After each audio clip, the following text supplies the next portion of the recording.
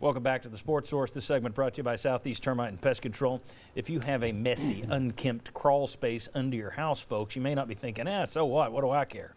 Well, what it does is it lets humidity into your vents. You don't need that. It also lets bugs into your home. You don't want that. Southeast Termite and Pest Control can protect your home with their crawl space encapsulation service. Easy for me to say. Give them a call or a visit this week on their website. Matthew Haynes and the family there at Southeast Termite and Pest Control been doing it since 1971. It's a great company. Crawl space encapsulation or just regular pest control. They do it all. Check them out this week, southeasttermite.com. All right, let's welcome in our football analyst for what's going to be a quick few segments here. Bob Hodge, longtime sports writer, longtime media member here on this show. Thank you for being here. Good morning, afternoon. Yeah, that's right. You got here in the morning.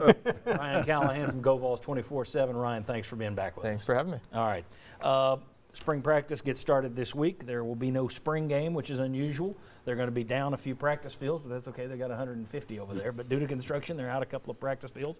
What are the big questions? Let's just start on offense. And I don't want to get into they have to do this. I simply want to know what the biggest question marks are. What are the biggest question marks going into spring practice on offense for you guys? Ryan, Bob, you're the new ones. What do you got? I'm going to go with what do you do with your weapons? Because Velus Jones, I think I underrated him during his time here. Are you going to be able to find a good replacement for him? Are you going to be able to upgrade yourself? I think you needed it running back a little bit.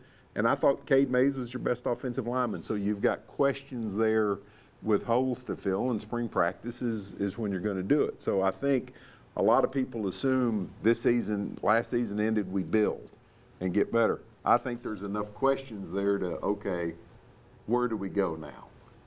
Biggest questions. I would start with specifically wide receiver. I think you touched on the big ones to me, wide receiver and running back. But I would start with receiver because you do lose two starters there, not just Velus Jones, Javonte Payton. And you've got some freshmen, 4 newcomers all here as early enrollees who could be a factor. Caleb Webb, Chaz Nimrod, guys like that. So see if they can contribute, but you've got to start figuring out some answers and also maybe whether you're going to have to look to the transfer portal for another immediate starter just like they did last year with Javonte Payton. You've also got a new coach at that position. Kelsey Pope's been over there, but this is the first time he's actually been promoted into the big boy room, so he'll be handling the wide receivers in a year when they have some holes to fill.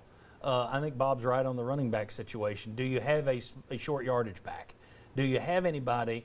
Tyon Evans, when he was on the field, had more burst, had more explosiveness than your other backs. Look dynamic. Yeah. Do you have anyone else in the hopper to kind of fill that role moving forward? Would be a question for me.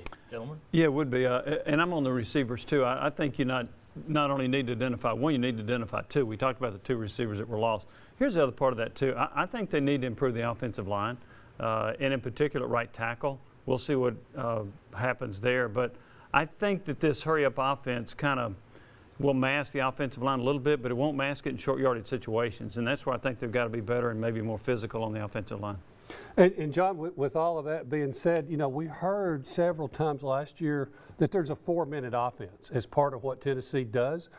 I don't think we ever saw that. And I think there's times when you needed that. And you look at how everything dropped off in the second quarter.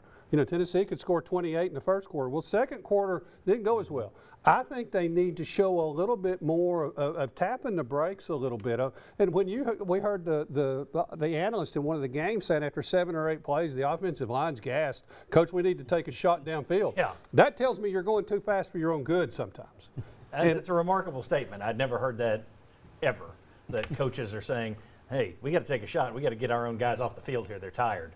That was a pretty eye-opening comment. Yeah. Well, and Jimmy's right. I think it does mask the offensive line problems just a little bit. But I just look at their offensive line, and last year, despite how good that offense was, the offensive line never, to me, looked really good. I mean, watch Kentucky. I thought Kentucky had a much better offensive line than Tennessee did last year. So maybe if you can improve in your offensive line, you improve some of that stuff too, that you can go 12 plays, hurry up, and not go, okay, that's 7, we got to throw it deep. I got a question about the quarterback situation. I think everybody assumes that Joe Milton is your backup, that Taven Jackson comes in red shirts. Does he? I mean, nothing against Joe Milton, but he needs to improve from last year.